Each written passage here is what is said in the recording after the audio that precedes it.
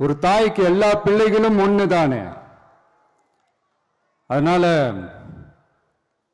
பொங்கல், தீபாவளி, ரம்ஜான், கிறிஸ்மஸ்னு இந்த மாதிரி எல்லா பண்டிகைகளும் எல்லாரும் சந்தோஷமா ஷேர் பண்ணிக்கக்கூடிய ஒரு ஊரு தானே நம்ம ஊரு. இங்க வாழ்க்கை முறையும் வழிபாட்டு முறையும் வேறு வேறுனாலும் நாம் எல்லாருமே சகோதரர்கள் தானே.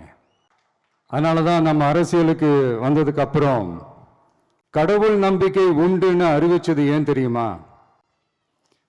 உண்மையான நம்பிக்கை தான் நல்லிணக்கத்தை விதைக்கும், மற்றவங்களோட நம்பிக்கையை மதிக்க சொல்லி தரும். எஸ், அப்படிப்பட்ட ஒரு நம்பிக்கை இருந்துட்டாலே போதும், எப்பேற்பட்ட ஒரு பிரச்சனைகளையும் ஜெயிக்கும். அது மட்டும் இல்லை, அப்படிப்பட்ட அந்த நம்பிக்கையோட ஸ்ட்ரென்த்தை பற்றி சொல்றதுக்கு பைபிளில் நிறைய கதைகள் இருக்கு. அதை படிக்காதவங்க படிச்சு பாருங்க. அதில் குறிப்பாக உன்னை பற்றி சொல்லணும்னா, ஒரு இளைஞனுக்கு எதிராக தன்னோட சொந்த சகோதரர்களே பொறாமைப்பட்டு அவனை பாழும் கிணத்தில் தள்ளிவிட்டு அதுக்கப்புறம் அவர் எப்படி மீண்டு வந்து அந்த நாட்டுக்கே அரசனாகி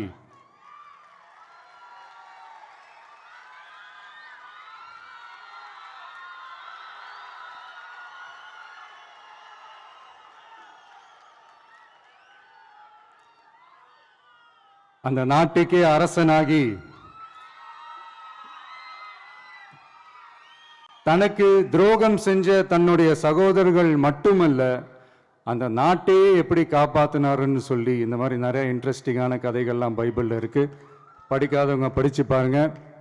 ஸோ இப்படிப்பட்ட கதைகள்லாம் நமக்கு எதை உணர்த்துது அப்படின்னா, கடவுளுடைய அருளும் மக்களை மானசீகமாக நேசிக்கிற அந்த அன்பும் அதீத வலிமையும் அதுக்கான உழைப்பும் இருந்துட்டாலே போதும், எவ்வளவு பெரிய ஒரு போராட்டமோ ஒரு போரோ இல்லை எதிரிகளையோ ஜெயிக்கலாம் அப்படின்றது தான் இந்த கதைகள்லாம் நமக்கு உணர்த்துது.